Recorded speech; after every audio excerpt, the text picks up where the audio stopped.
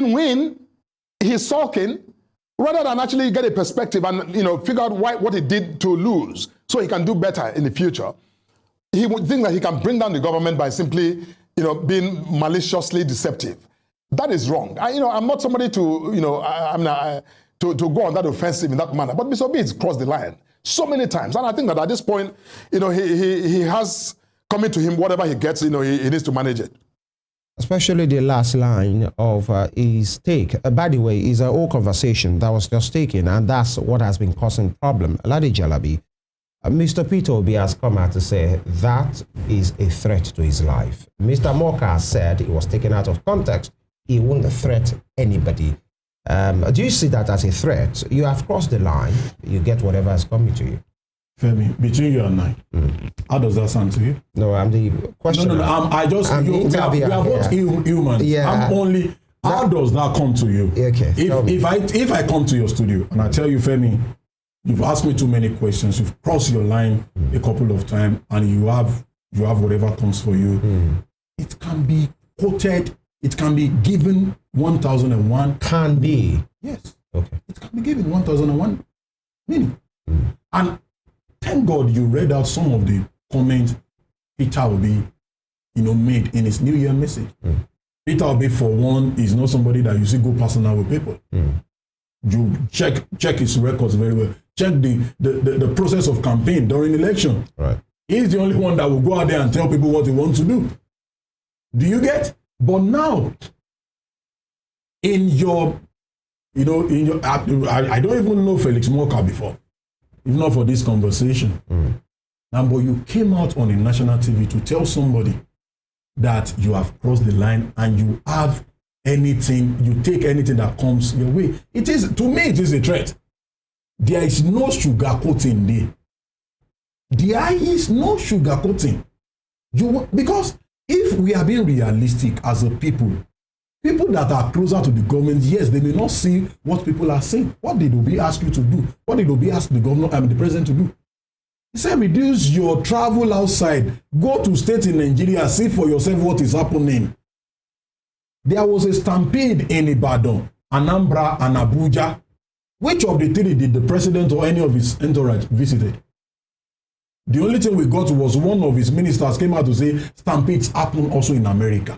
And I look at him, are you human at all? Do you have anything upstairs? You people only want to make an example of what is bad from another nation. You go there for medical vacation. You've never seemed to improve any of our medical centers. You go there, your children are going there for education. You have never deemed it good to improve our education sector. You go there, you enjoy 24 hours electricity. You've never deemed it fit. You guys were talking, you analyzing the how many megawatt of electricity you say we run at over 200 million people. We are sharing 4,000 megawatt of electricity. 4,500 megawatt of electricity. And every now and then you hear that the national grid collapse. I don't know who has more injury between Rhys James and the National Grid of Nigeria.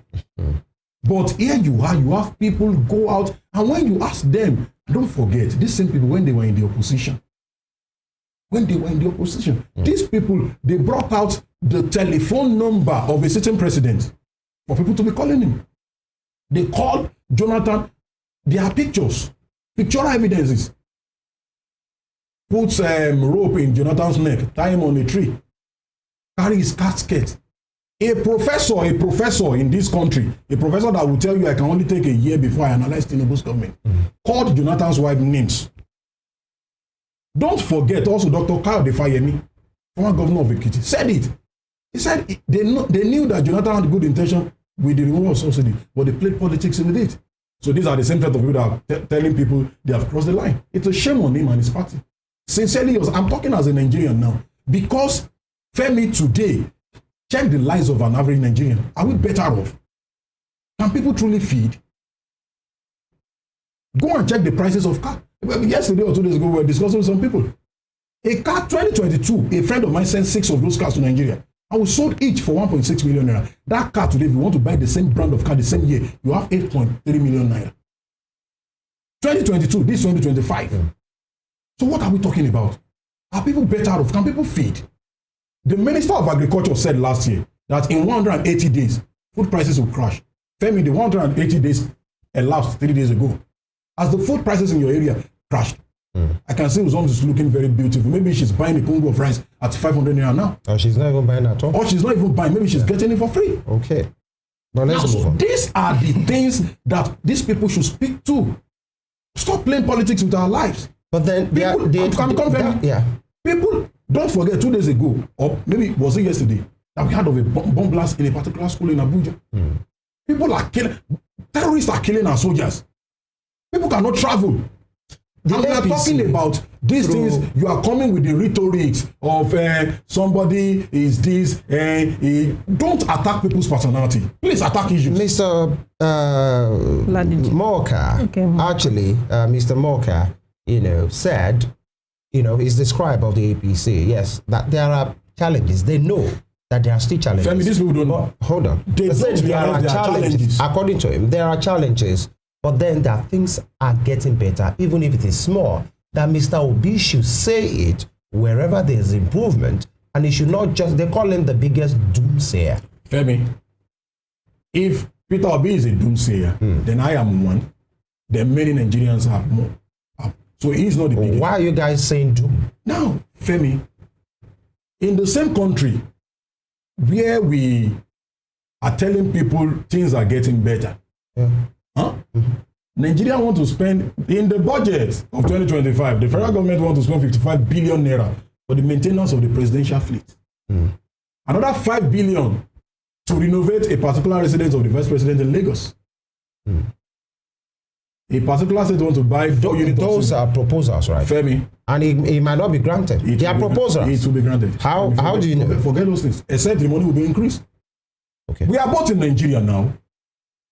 The money they spent to buy the presidential jet last year was in the budget.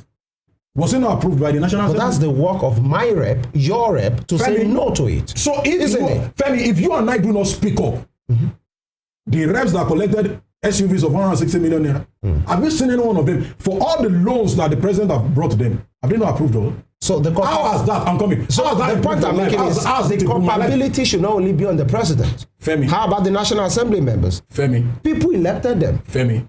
For oversight functions. For example, now in Osun State, if you want to criticize anybody, majorly, who do you criticize?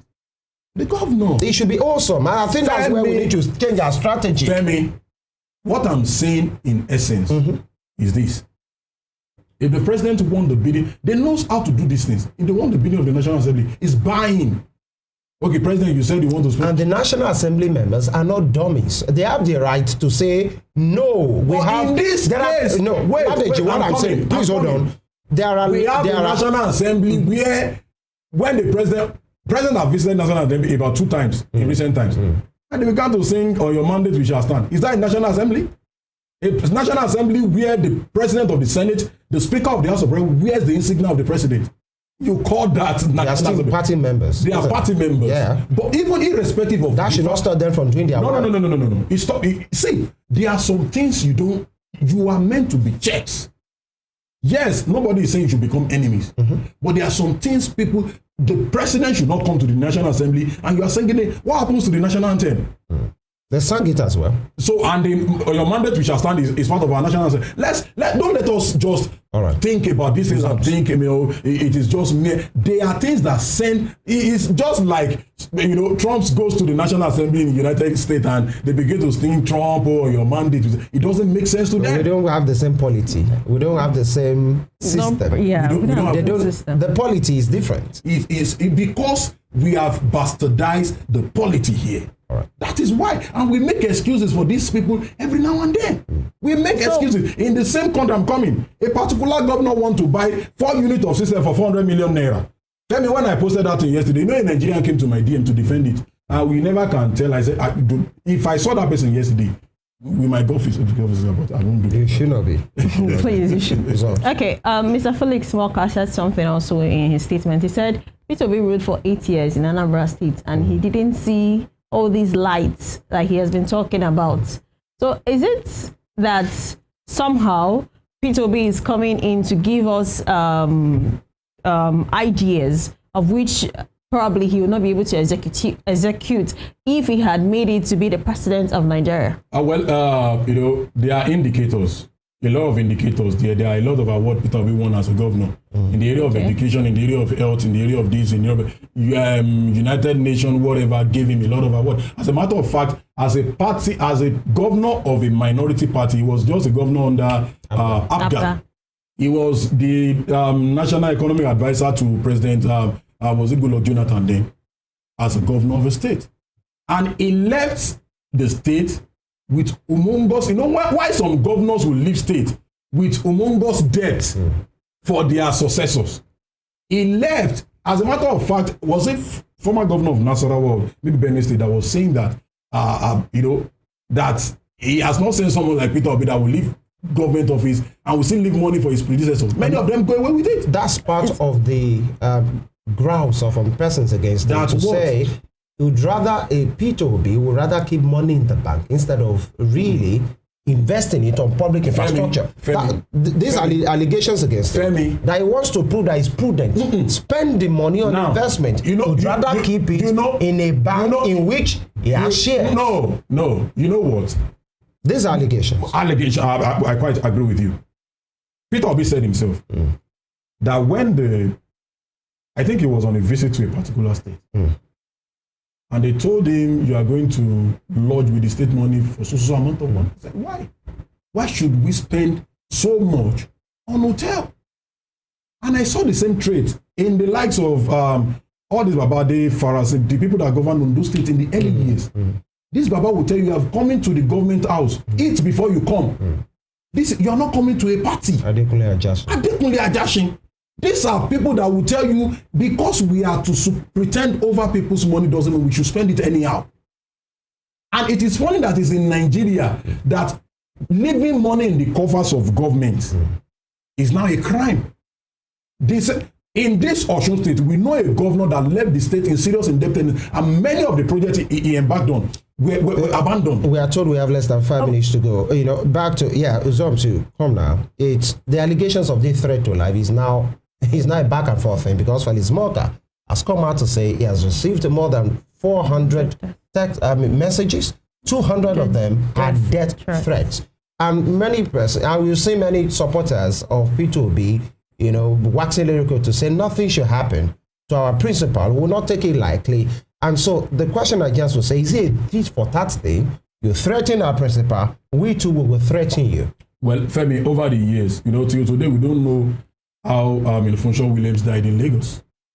Till tomorrow we don't know who killed the late Cicero of SRK, former minister in Nigeria. That's left for the law to decide. Since when? How many years has he been killed? You are trying to make a point. No, the point I'm making is that Nigerians have gone to the level that you don't wait till they kill someone before you speak out. Okay.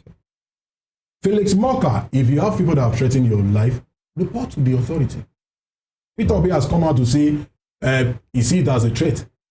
You are defending yourself. If you have people that have threatened your life too, please report to the authority. But in our democracy, we should have outgrown the level of trying to kill opposition, trying to say opposition should not speak. As a matter of fact, Nasiru Ahmed El-Rufai was on video one day and he said, we are in the opposition and we should not see anything good in the party in power. That even what they are doing that is good, we will say it is bad. That was when these people were in the opposition. And now you are in power, you don't want people to talk about you. People will talk. It affects me. It affects virtual majority of Nigeria. It is the few of you that are enjoying. So the majority that are not enjoying, we should not speak up. No. Felix Morka, Bola Ahmed Tinubu, all of you will keep speaking. Not until you guys do the needful. So don't forget, also the process. How Femi, about praising them where they have done well? Femi, I'm coming. Show me one and I'll praise them. Show me one. Refineries. So there's nothing good at all in this economy. See, no, show me now. Are we doing better? At least the refineries, like Femi said. The same Port Harcourt refinery that worked for a week and stopped. It has been working. It's been working. How many PMS has that affected the price of PMS. But he's up. It has relatively. But as it, don't forget also, these same people promised us. David Umahi, the Minister of Works, said all federal roads, again, all federal roads will be motorable by December 2022. I don't want to go far. Go to Elisha Ibadan Expressway. It's a federal road. You don't keep it. I've told you about the Minister of Agriculture. See, there are basic things that Nigerians are not shouting about. Food, good road, water. Femi, travel around this community that we have. I'm not sure there is a single house that take water from the government.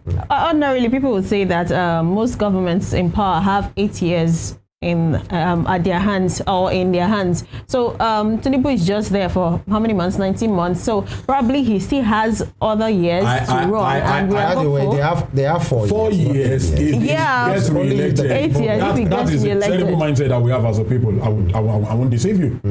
Because it is now in the space of this 1 year, what do they want that they've not gotten? What do they want? Every upgrade they needed. Don't forget, in the space of this 19 months they are talking about, we've spent 21 billion naira to complete the official residence of the Vice President of the Federal Republic of Nigeria. The President moved from using a Mercedes Maybach to a 2025 Cadillac Escalade. We went from using a Falcon presidential jet to a Boeing presidential jet that cost us $150 million. But the president has come out to say that we're actually living a fake life before, but he continued living a fake life. We are not a rich country that should be living a fake life like that. Right. Even the PM of the United Kingdom flies BA. All right. And we should stop deceiving ourselves. It is only when this thing will affect the people that they tell you it is a fake life. Right. But when they want to see the convoy of the Senate President, see the convoy of the Speaker, even ordinary state House of Assembly, you see the convoy of the Speaker. But when it affects the people, they keep making excuses. All right. Just like you have said, if anybody is feeling that his life is being threatened, go report to the police. But then the Nigerians will always have their say. But don't go on national TV to threaten other people. All right. Don't threaten people. We've been speaking with Allegation, and we've spoken on a range of things, from the child rights and child abuse as seen in that viral video where a teacher at Unwadigo, physically assaulted a child. She has been arraigned, and of course she has been given a bail condition. The date adjourned to February in this year as well. And of course, this is about the public good, having public conversations about things that has to do with the people. And we hope we will all have a country that we are proud of. Thank you once again, Ladi J. It's a pleasure to be here. Have a wonderful day. You too. And of course, a wonderful weekend. We should go, as much as this is weekend. Yeah. So this is the last part of it. Right? That's the last part of Morning Spring for this week. And then to the video that went viral, I would say that to all teachers out there, we know it's not easy, but you should be able to bring out that patience you have. Bring it out, because children will always be children, like I always say. Yeah. So if you want to actually hit on them, you're actually going to get into a problem like this lady that just got into one issue like that. So, and also to the to the threats and here and there, we should really work on the way we talk. Think about what you want to say before you say it, so that you don't end up being taken out of context. Thank you very much for staying with us. I remain Ozomsukichukwu. Femi Ojo is my name. God bless Nigeria. You can have a recap of this program on our YouTube channel at Western Spring TV. To all the production team, thank you. Bye. Adios.